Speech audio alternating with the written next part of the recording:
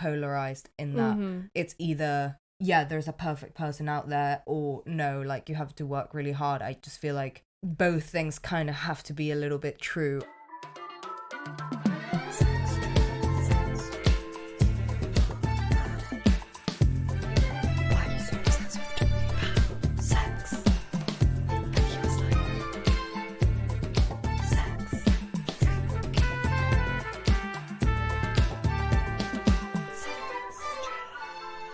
Hello, welcome back to Sextras, where we talk about sex and all the extras. I'm Honey. And I'm Maria. And today we're gonna try to answer the question, should love be difficult?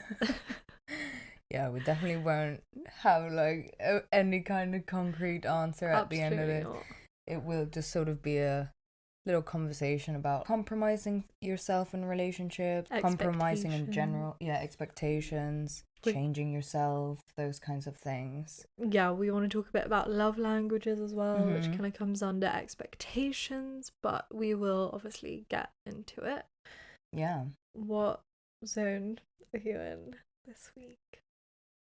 This week, I'm actually like in a pretty yellow zone. Like, I'm excited. I'm spending like the weekend with my boyfriend. I have time off work. I'm going away. Like, things are looking bright and like the sun is coming out. The weather's getting so much nicer here. So, you know, all good vibes. But I am really tired still. Like, I'm just really, really tired. So hopefully at the end of this little 1 week break, I won't be coming at you with any more grey zone stuff. My mum literally called me to complain that we sound too tired and like too low energy in the episodes. So hopefully today will bring in lots of energy. Sorry about that, Maria. Yeah, no, I'm in the grey zone this week. Yeah. But I did have my friend visit last weekend, so that was fun. And then I called Maria and I was like, I have to be productive. Like, I haven't done anything. And then I got my period, and since then, nothing's happened.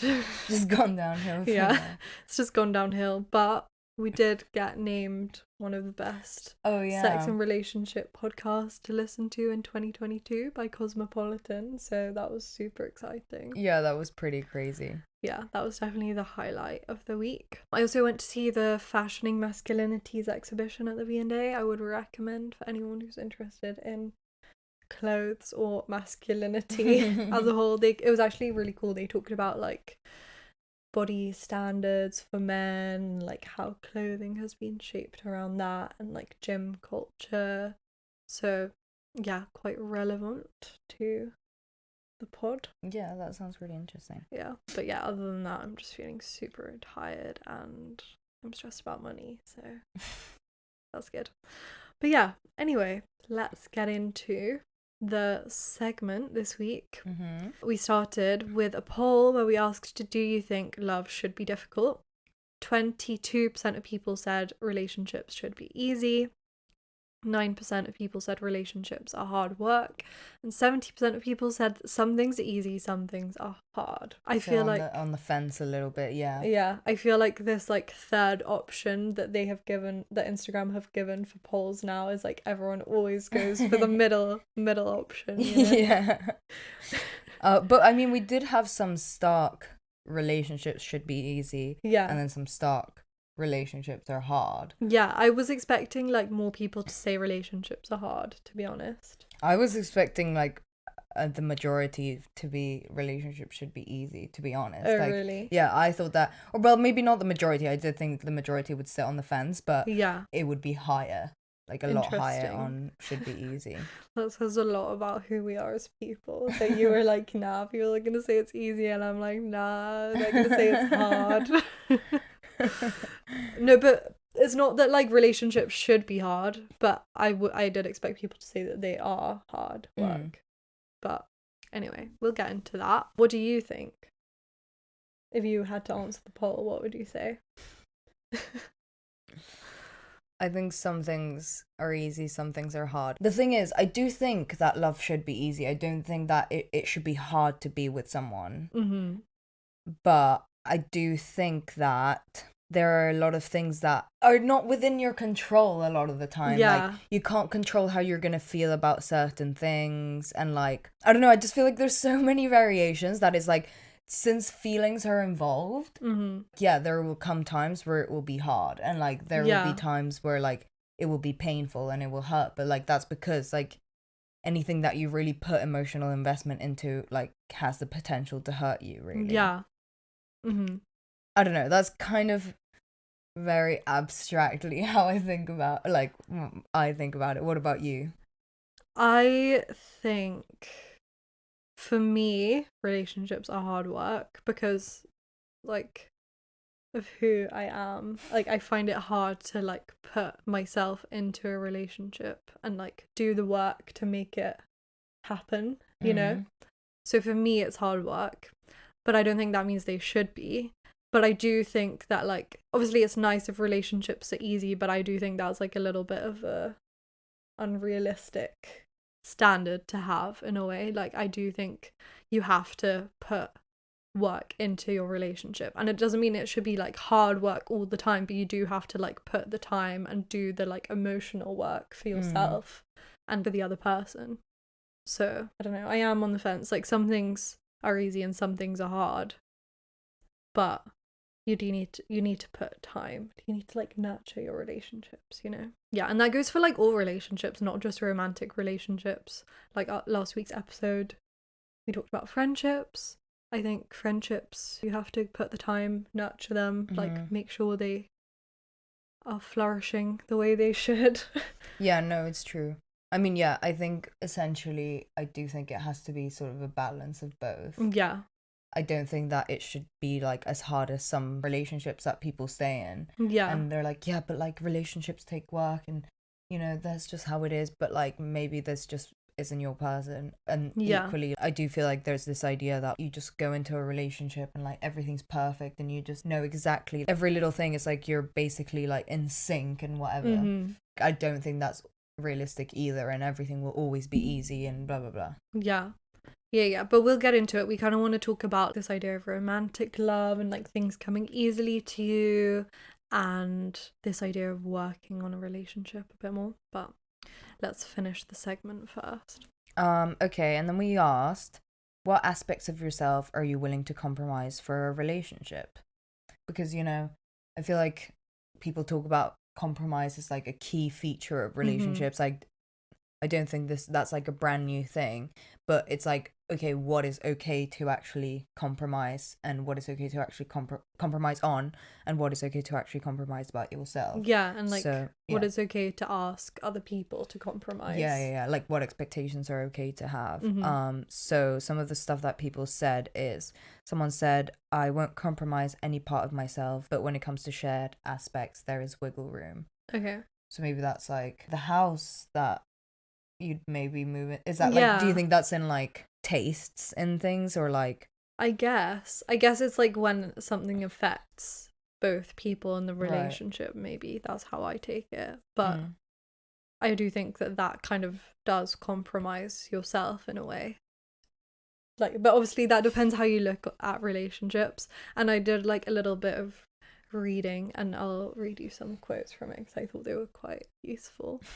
But yeah, it definitely depends how you look at it. But like, if you are doing something like a shared aspect, like realistically you're not going to do it if like you don't like how it will affect you, unless you're like the most selfless person in the world, and unless you've like been together years and years and years and it's like, okay, now I know that this is like the way things are or whatever. I do think it's different for like different lengths of relationships. Yeah. And then someone said everything. Love that for you. Okay.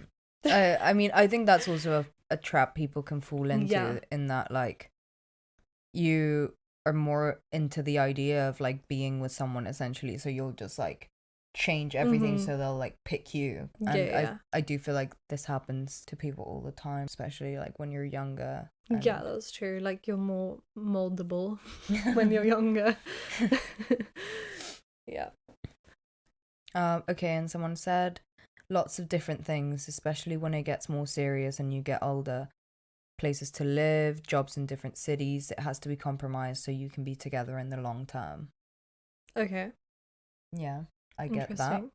But I do think there are people that like aren't willing to move city or whatever, you know, like it's a very personal thing, I reckon. But obviously this is this person, like what they would compromise. Yeah.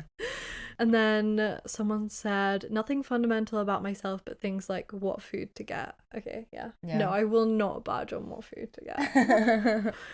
Yeah, like little Joking. everyday things that will affect both of you, maybe like the first person was saying. Okay, and then the last one is I would compromise my financial health. Very interesting. I want to know a bit of backstory to this. I feel like it's like, you know, you'll like go out, you'll spend money on them, like you're expected to spend money on them, and you're like okay with fulfilling that expectation. Yeah, maybe, I guess. And like if you're looking to buy a house together or whatever, or like, you know, when you're in a relationship, like if you live together, you share finances, or maybe you have a joint bank account or whatever. I don't know, I've never had to deal with that, so but definitely an interesting perspective. Okay, and then we asked what aspects of yourself you are not willing to compromise, and what expectations do you know you need to have met in a relationship. Someone said, understanding I need my space sometimes or I won't last. That's a fair enough thing to like have a boundary on, or know that you won't be willing to compromise on. Someone else said strong communication. Yeah, definitely. For sure. I don't think you can survive without communication. Yeah. Someone said morals, personality, values, and standards. Yeah, I mean the main core of like what makes you, I guess, which is obviously good. Yeah, we did do an episode about like if you can date someone with different morals and opinions on like political issues, called Will You Take Me As I Am? You go listen to that in season 1. Someone said my career, my hobbies, travel, my friends and family, and need for time alone. Okay, interesting. What are something that you're not willing to compromise on, or know that is an expectation that you need met? I just expect people to be like liberal people who are like pro-choice, who, you know, have the same like political opinions as me, because like that's important to me. There are certain things that I'm more willing to budge on, like you don't have to be a vegetarian, that's fine with me, but you have to care about the planet, you know. And I need like quality time, one of my love languages. I need people to like spend time with me and like put in the same amount of effort that I do. Otherwise I cannot deal with it. But yeah, that's pretty much it. I wouldn't change my career for people. I would move for someone, probably not right now, but like in future. Yeah. What about you? What am mine? Something that I'm not willing to compromise on. Yeah, or like what expectations you need met. For sure. I mean, we'll obviously get into it, but just like a summary, because this was Maria's. I feel like you can tell which episodes we come up with, because like this is Maria's one, because she's in a relationship and she has things to say, and I'm just like, hypothetically I think this. Or like in your experiences you can talk yeah about, exactly that is what I was just touching on, in case no one got that. I don't know, you know what, you're gonna save it. We can get into it. Yeah. Okay, and then to finish up the segment, we asked, have you ever changed yourself for a relationship? Someone said, unfortunately yes, toxic people gaslight you over time, and over time you become isolated from friends, etc. Definitely true. You can just lose sight of yourself in a way. And now, having been through like the experiences that I've had, I would never not spend time with my friends and family for someone I'm in a relationship with. But if you haven't gone through that, or even if you have, like sometimes it's just you get stuck in this place where you just forget who you are. And like that, I do find that in relationships, which is why I find them hard work, that I just kind of like forget my standards a little bit and find it hard to like connect with who I am, which is why having friends around me and like family that care about me is like so important, because it just kind of grounds you a little bit. Okay, yeah. And then someone else said, yeah, many times often to put up with their awful friends, but also being open to trying new things. Would you date someone if you hated their friends? Probably. I mean, depends the reason why I hated their friends, and depends like how much time I have to spend time with them. Because you don't really need to see, like, I wouldn't really ever need to see them. Yeah, but I guess. If they were like really awful and like really bad stuff, like they were sexist and shit, because it's like then it just makes me question, like, okay, well, what stuff are you saying like behind closed doors? Yeah, that's true. Like when I'm not there, that's so weird. What if you get married as well? Like you would have to spend time with them, surely. But not really. At the wedding. Yeah, the wedding. Okay, one night. I can deal with them one night. I don't know, I probably would. If they were really awful, then no. But like, if I just didn't like them, then yeah, fine. What about you? If I really hated them, I don't think I could date the person. But yeah, I guess you don't really have to see them ever. If I didn't have to see them, but it depends on the kind of person they are, because I would want to be friends with their friends is the thing. Yeah, I don't know, and it depends. Like if the reason I can't put up with their friends is like when we're like around them, when they're around them, they're like different and stuff. I wouldn't deal with that. Like I don't like shape shifting kind of. Yeah. Nah, no, yeah, not no, for me. No, not for me. I like this whole idea of like being open to trying new things, because I think it's like important up to a certain extent to be open to stuff, but like sometimes you do it too much and then you kind of do like compromise a bit of yourself, you know? Yeah, but I also I did like that point that they made, you know, about being open to trying new things, because I do feel like a lot of changes that I've made about myself or like in my life kind of related to my relationship have been like positive changes and things that I'm like, I like that. Obviously, as you were saying, things can like, you get a bit carried away and like you really do lose yourself, and it's kind of like, oh, who even is this anymore? So obviously watch out for that as well, because you don't want to wake up and be like, God, who is that?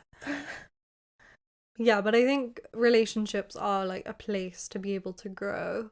And so I don't think you can necessarily make a judgment on certain things until you've tried them. So I get from that perspective.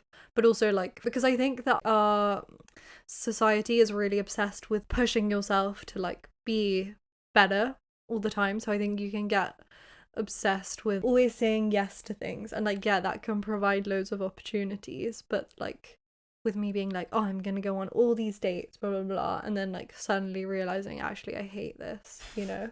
Like, you don't have to do things because it will push you. Like, it's definitely good to grow, but I think, yeah, it's all about balance, obviously. So, yes. But thanks, guys, for sending your stories, your opinions, and yeah, if you want to keep getting involved, you know where to find us on all our social media. It will be in the description, so go check that out.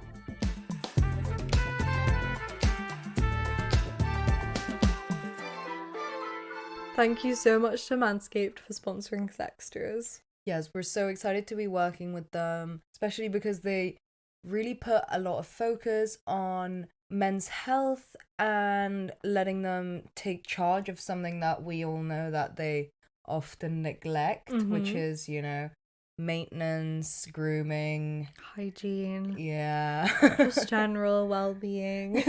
They're not great at that. But Manscaped is here to save the day. They are indeed. And they have sent us this beautiful Performance Package 4.0. It comes in this little wash bag, and it includes a whole load of goodies to get your mans on the right track.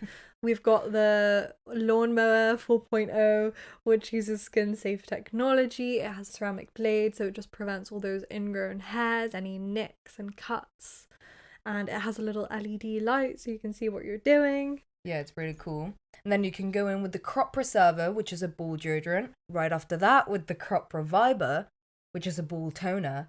And these are basically just going to prevent irritation, any redness, again, those ingrown hairs, and on top of that, just have everything smelling incredible. And then to make sure you can smell how beautiful it smells, we've got the Weed Whacker 4.0, which again uses that skin safe technology. It's a nose and ear hair trimmer just to get it all nice and tidy in there. You know, sometimes there's just like that little stray hair and you hyperfixate on that when you're talking to men. Just carry one of these around with you so you'll never be distracted from the wise words of men ever again. And wrap your perfectly groomed balls in these super soft anti-chafing boxes. And yeah, it just all comes in this little wash bag. It's absolutely incredible. So go to manscaped.com and use code SEXTRAS20 at checkout for 20% off and free shipping. That's 20% off and free shipping at manscaped.com with the code SEXTRAS20. Go check it out. So, do you want to talk a little bit about why you wanted to do this episode? Not to put it all on you, but I feel like you do have more to say, so... Well, I was kind of just thinking about this idea of... I've talked about it in the podcast before. I feel like we've talked about how I'm like a hopeless romantic, and like before I sort of got into any relationships, and even like sort of after my second relationship, I kind of was like holding on to this idea of you meet someone and like everything's just like perfect and like you just fit together so well, and like all of the expectations that you have and like all of the things that to you like that's what being loved is like. And to them, like, vice versa, you know, everything is in harmony, everything's perfect. And yeah, then it's like, yeah, love should be easy. Like, if you're with the right person, it should be so easy and so perfect and whatever. And then, after doing the podcast for a bit and, like, having a lot of these conversations and, like, being in a relationship where I feel like it wasn't easy. It was hard. It was hard and painful in that, like, I wasn't necessarily being loved like in the way that I wanted to, or I was like expecting too much of someone, or for the many different reasons why love can be difficult. I was like, oh well, no, like this whole idea of relationships being perfect and like there being a perfect person is bullshit, and like relationships just are intrinsically like a lot of hard work, and like you have to work at it to have a good relationship, and like a healthy relationship is one that you're like working all the time for and all of this stuff, right? With keeping in mind, like, obviously, you shouldn't be working this hard. Obviously, that still can be the case. And then I was kind of thinking, like, but I don't think that is necessarily, like, completely true anymore. Like, I do feel like going back to my kind of like, previous idealization of it, I do feel like that there is more truth to it than I kind of, like, had dismissed it for. Because I don't know, like everyone has different love languages and everyone has different ways of communicating and everyone has different ways of being loved and loving. And even though I have learned so much that it's like, even though to me, this is how you show love, this is how I would show my love to my boyfriend. And like when he doesn't do those things, I'm like, oh, he doesn't love me. I've learned that is not the truth, and it's just that there is just a miscommunication in there somewhere. I do feel like the right person would sort of like know how to love you, or would be willing to like learn that stuff, whereas I feel like a lot of the time people get stuck in these situations and relationships like trying to change and work at something and compromise on something that person is never going to be able to do. Like that person is never going to show love in that way. That person is never going to do these things, and even if they do those things, it will be like at a great effort. And at that point I'm like, what's the point then? Just like go find someone that like actually can do those things. But then like that's where like all the difficulty comes in, because obviously like you don't just pick and choose who you love. Like you just fall in love and it happens, you know. And like then it's like, okay, am I gonna work at this, or like am I just gonna let this go? And obviously, yeah, not everyone's gonna be a perfect fit, and that's just like, you know, a whole part of relationships. Like some things aren't always gonna work out, and that sucks. But I don't know, I just found it quite interesting that it's like, why does it have to be so polarized in that it's either, yeah, there's a perfect person out there, or no, like you have to work really hard. I just feel like both things kind of have to be a little bit true, and the perfect relationship, not that exists, would be one that is both easy but you're also like working towards, because anything really takes work, like anything worth doing realistically. Yeah, like I like the idea that the right person is someone who is willing to learn these things and willing to like go on this journey with you, rather than being like so stubborn that they're not going to do the one thing that you know you need to be fulfilled in your relationship. And then I think like a huge issue is with that as well, that is not like so easy, is that a lot of us, we don't really know what we want, and like we don't really know how we want to be loved, and we don't really know how we are loving people. So that's what I mean by like there's a lot of miscommunications, because like I'll be doing all this shit for my boyfriend and whatever, and it's like, oh, why is he not doing, like if he wanted to he would, you know. But it's like, but he's doing all these other things that just look very different to like what I'm doing, and like that's his way of saying I love you, you know. And it's like, but that's getting miscommunicated, because like neither of us is like communicating that in a way that each of us understands. Right, like you're showing love in a way that you want to be loved, rather than like how the other person wants to be loved. So it seems like for one person it can seem like they're doing all this effort, but actually it's not the right way to make that effort. But it doesn't mean that effort isn't valid, you know. It just means that you can't recognize that effort because it's not how you want to be loved. And like half of the time we don't even know, like, sorry, what I was saying before, like we don't even know how we want to be loved, or like what we're doing to show our love, and what our expectations actually are, and what we are capable of doing consistently for someone else, what we are like willing to be doing. Because also I think that can be different things. Like you could be like, oh yeah, like I'm willing to do this, and like I'd be down to do this, and like open to do this for you, or like change in this way, or change this behavior. But then it's like, are you actually capable? Like, is this something that you can actually do consistently?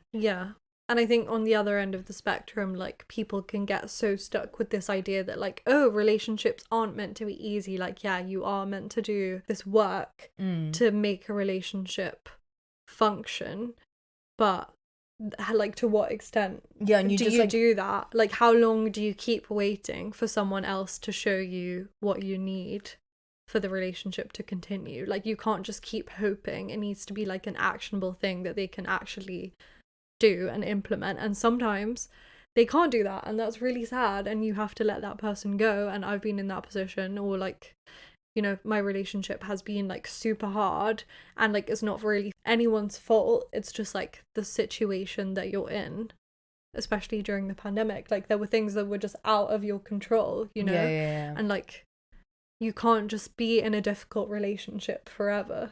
Like it has to have some balance. No, 100%. It can also be like you're putting in so much work that in the process you're a different person. Like you've given up like all what you kind of thought were your needs, and it's like, oh no, like my needs can be this. Like recently I was having a conversation with someone, and they were like, oh yeah, like when I was in this relationship I thought that like, oh, I was a super affectionate person, but like they weren't really that into like affection, so now I'm kind of like, oh yeah, like that's not really something that I need. And it's kind of like that can be true, that like someone shows you something that you don't necessarily, that you thought you needed and you don't.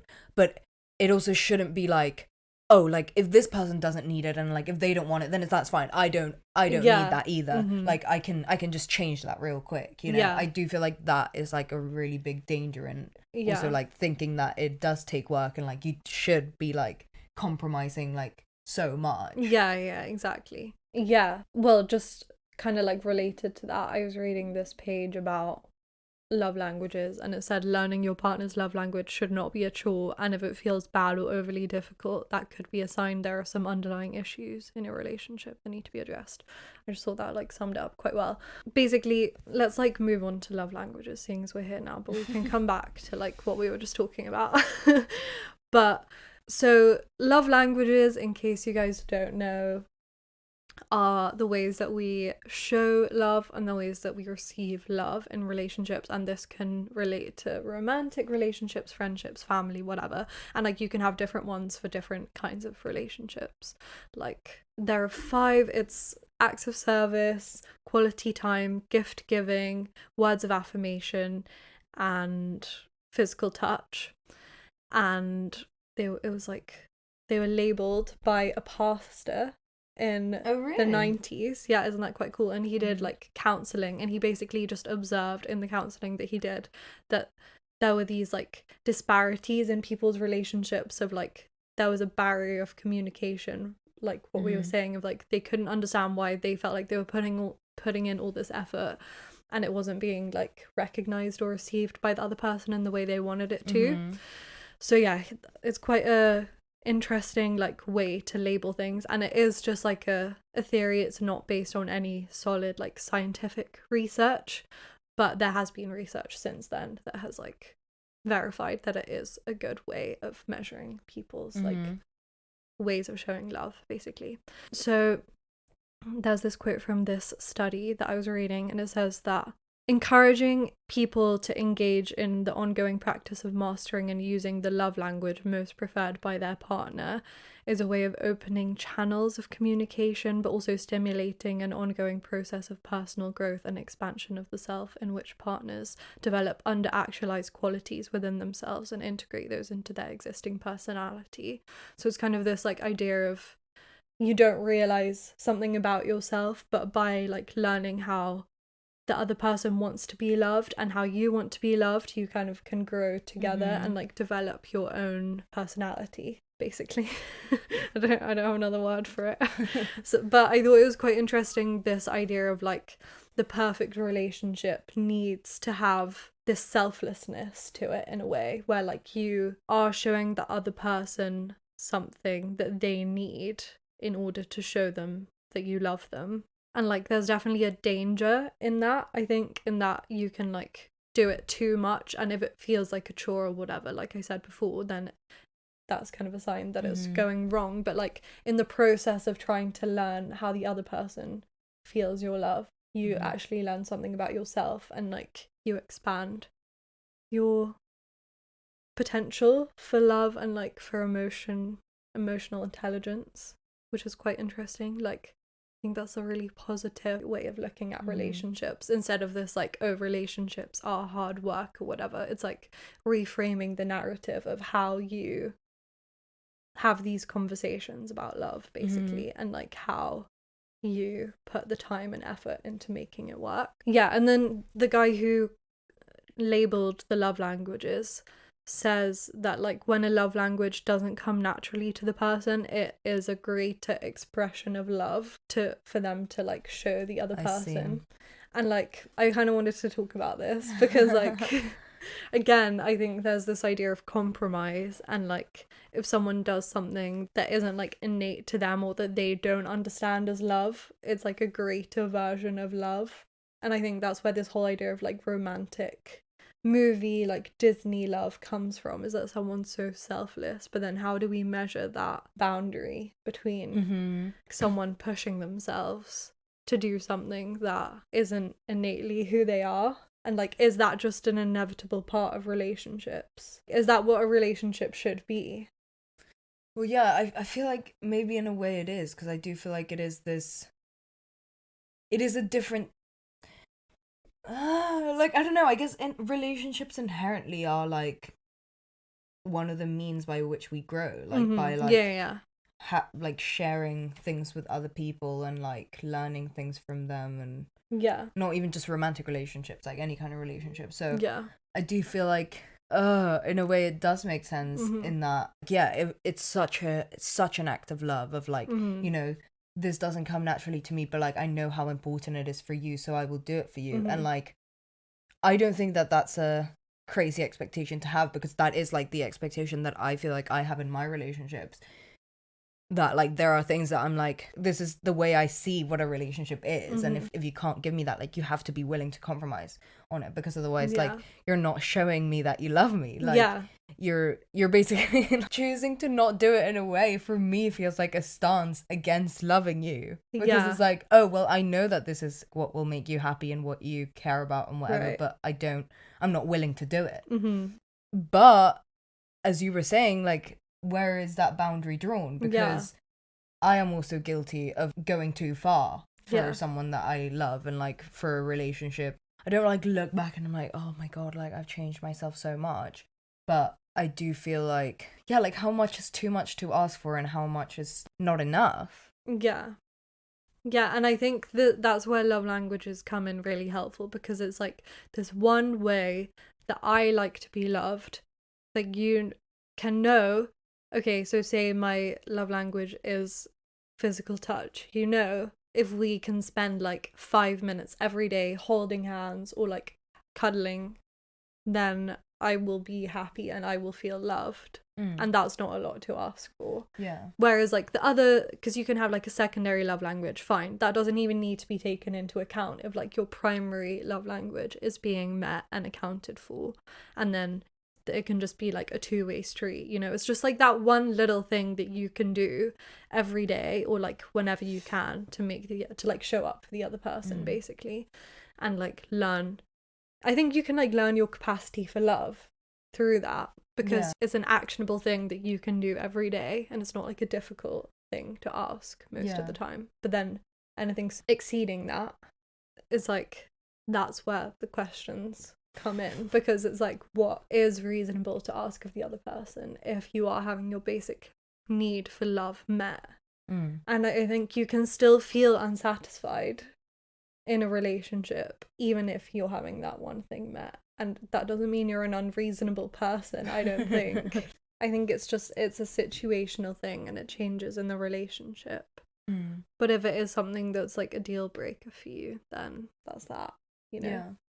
And I mean, I do think that identifying and sort of like communicating with your partner what you think your love language might be and things like that, like it can be so helpful, because not even in just like sort of what you were saying, in that this idea of you can sort of prove your own capacity for love or like expand on that as well. It would just make your relationship a lot easier, because I mean, for instance, like in a point of conflict, like I think my love language is words of affirmation, and I didn't actually clock this, but I've actually realized like how much I need words of affirmation and constant reassurance and that kind of thing. And it's like, if we have an argument and maybe what I think I need is to spend time together or whatever, or a hug, sometimes like that won't fix it. But like I noticed this like really recently, like we had like a really weird sex moment. I won't even get that much into it, but I was feeling like really, really, really insecure after, and like just not great. And he's like, oh, like give me a cuddle and whatever. And I still felt like really weird. And we were kind of just like sitting in silence, and then we kind of just talked about it, and he like said all these reassuring things and basically just words of affirmation, like reaffirming things. And like I felt a lot better, like immediately, like I felt so much better. So I just feel like that as a tool to also like be able to sort of treat your partner with some kind of grace and like in the way that they kind of like need it. Yeah. Because I think also as a partner, like what you want is to make it better or to like show your love. And then if you're like, oh, okay, but like I'm hugging you and like I came like to see all the way to see you and all of this stuff. And it's like, yeah, but like you haven't said I love you like 5 times in the last 3 minutes. So like what's going on here? You know? And I feel like that can just clear a lot of things up, because even if things can't be like, oh, this is so much more effort that I'm like putting in to show my love, it's literally just swapping one behavior for another. A lot of the time that can be like a game changer sort of thing. Yeah, definitely. And I think if you are not able to do that one thing, I don't think you should like be with them, you know? Because like in my last relationship, he was telling me that like he needed words of affirmation, and like it really clicked for me when I was like, I just can't give that to you, you know? Like I just can't. I don't want to. And I was just like, okay, well, we can't be together anymore, because I know I can't give you that thing that you need. And like maybe it could be different with someone else, you know, but like that was just something within me that was like, no. And I don't know what that was. And I definitely, obviously, it goes without saying that your attachment style affects this. And, you know, there's like all of these external influences that can affect how you view someone else's attachment style and how you give love to people. Like your upbringing obviously really affects that. And I think in like the UK, we have just like British people have such a weird idea of what love should be, and like how expressing emotions should be, and like, oh, you shouldn't need all of this, you shouldn't need to like ask for help or like ask for reassurance or like be touchy-feely or whatever. But those are things that people need. So yeah, you know, like you need to you need to do certain things. And like maybe if in that situation I had just kind of like pushed through and done it, things could have been different. I mean, I'm not saying I think we would still be together, but you know, like who's to say what I could have learned from myself if I had done it, because I didn't do it, so we'll never know.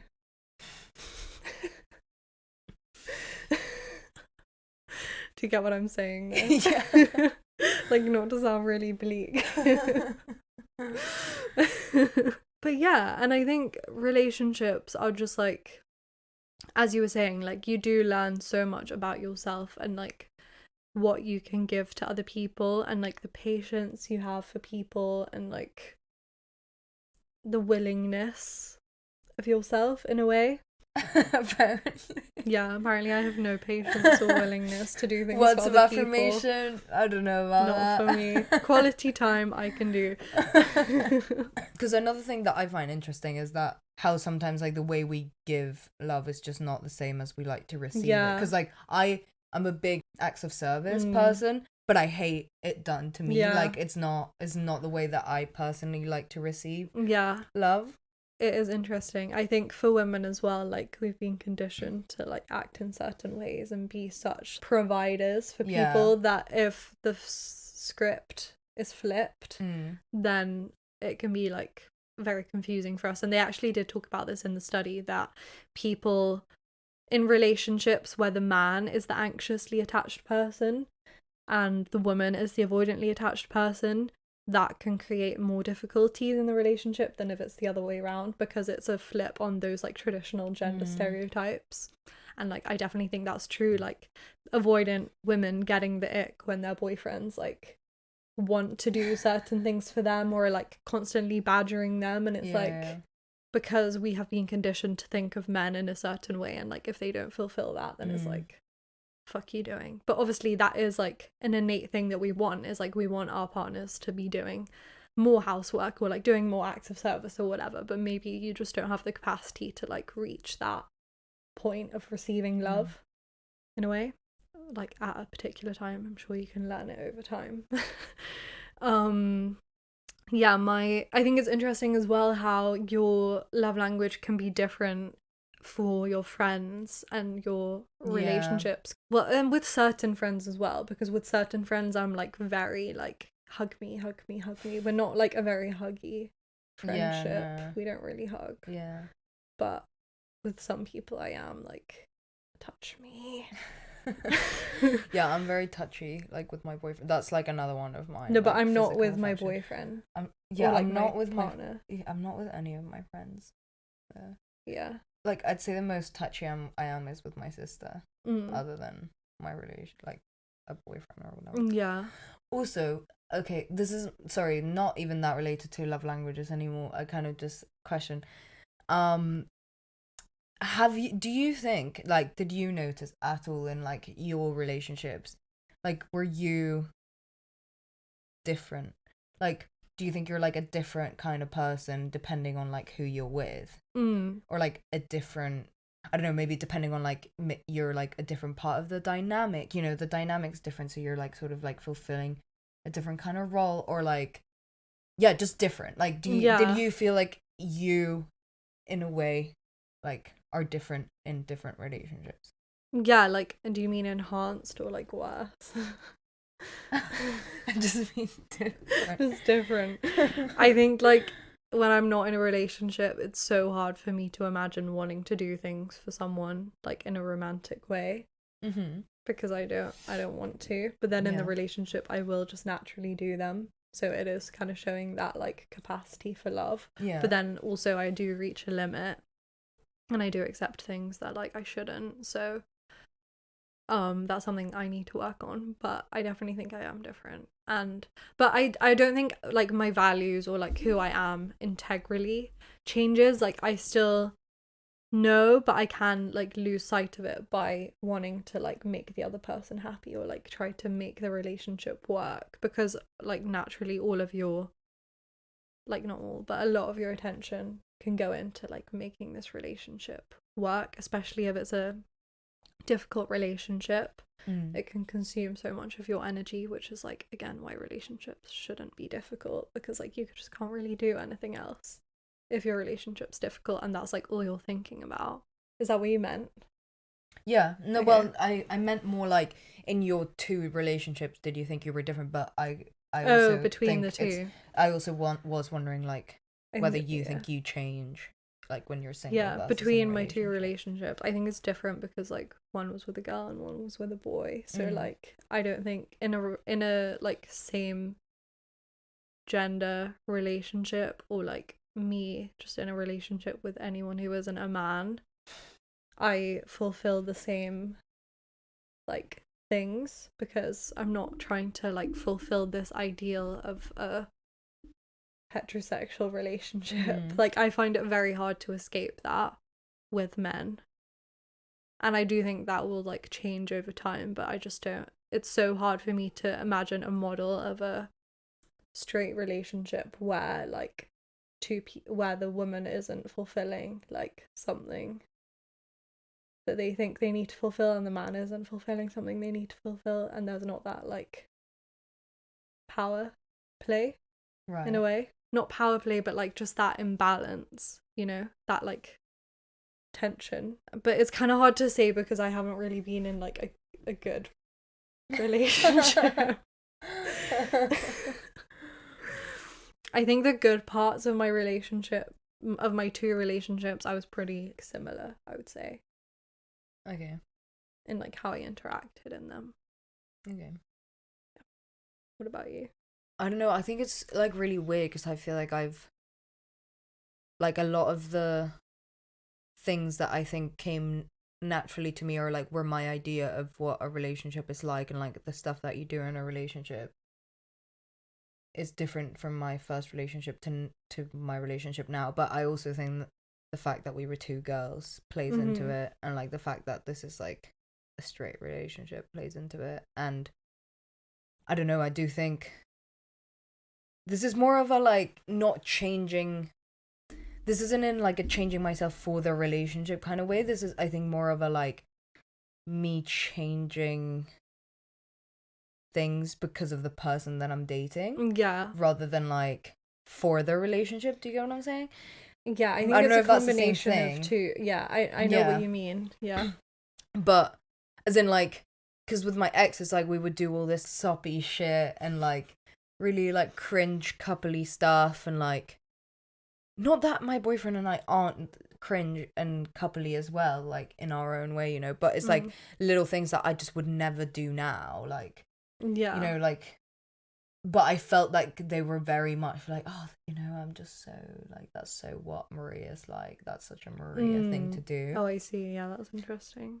That I just don't. And like, yeah, like even though I said like acts of service is my love language, like with my ex it was like times 100, because it was like there was just this allowance of space to do that, and it was just like really extra. Yeah. I feel, not that, I don't know, but I feel like I'm kind of saying it from a perspective of like trying to defend my relationship now, because I don't think that there was really necessarily even anything wrong with it at the time, like in my past relationship, like, you know, that's just the way that it was. And like with my boyfriend now, I just don't do lots of things because like he would find it like cringe. Yeah, no, but I think it's so true. Like when the other person gives you the space to do something rather than asking you to do it, you're so much more willing to do it. Like if my boyfriend had not constantly asked me to give him words of affirmation, I probably would have done it by myself at some point. I would have come to that realization and like recognized that that's what he needed. And that's obviously like a very stark example, but I do think like if you have that space to do certain things, or like you feel like you kind of reach that like capacity to show things, to show love in ways that you wouldn't have thought to have before.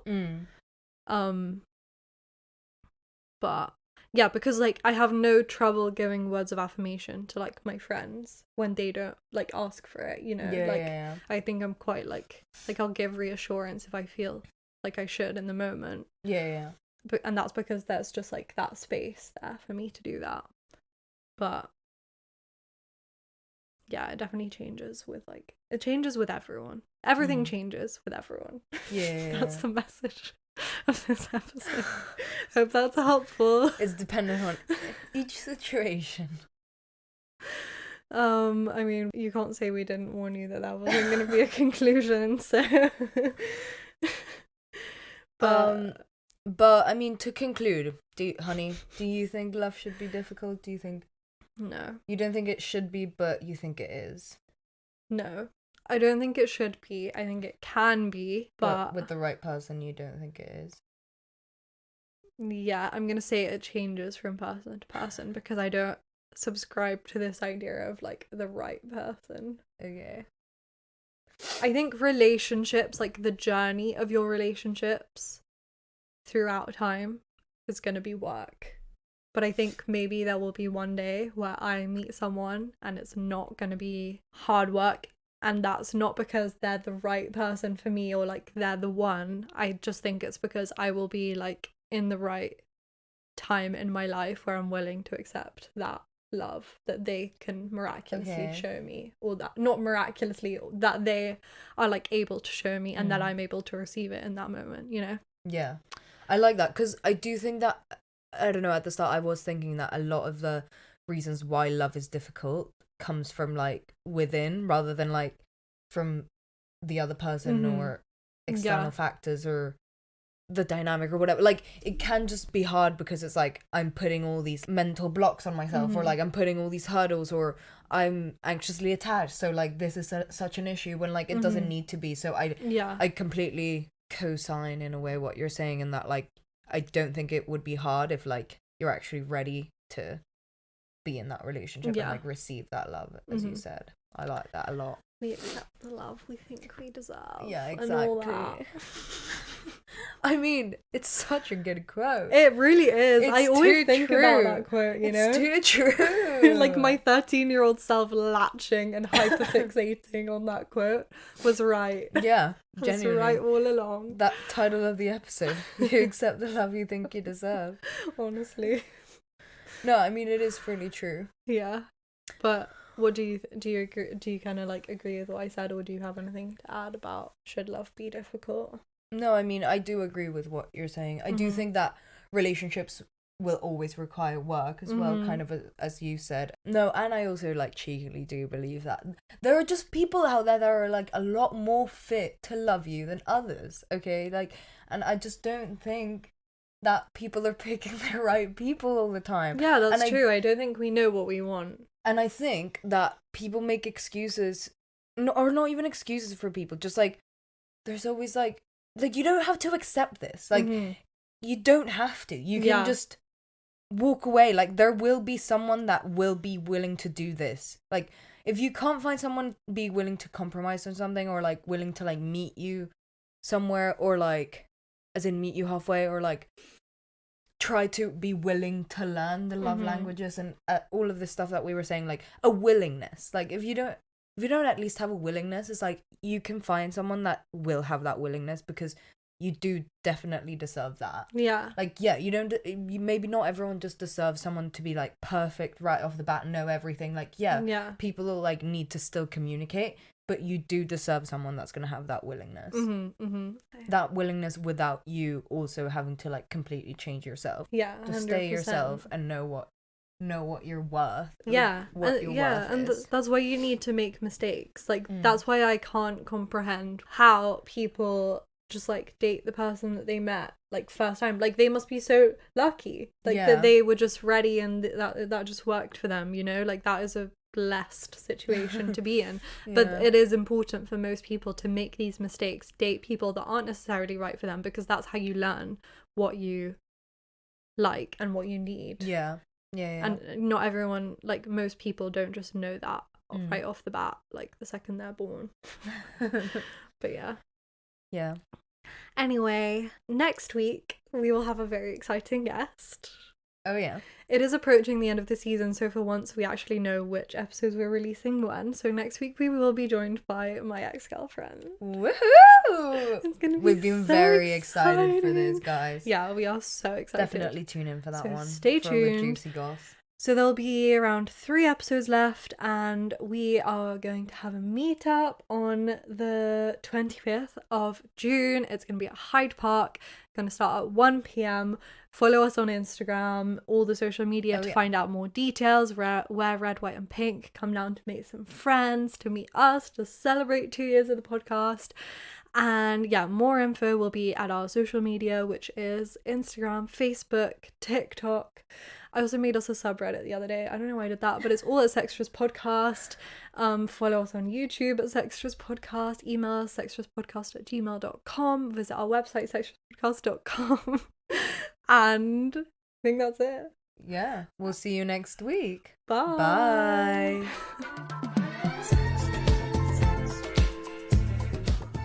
You've been listening to Sextras, presented by Honey Jane Wyatt and Maria Jose Hayodatiyi. Produced by Mabel Productions.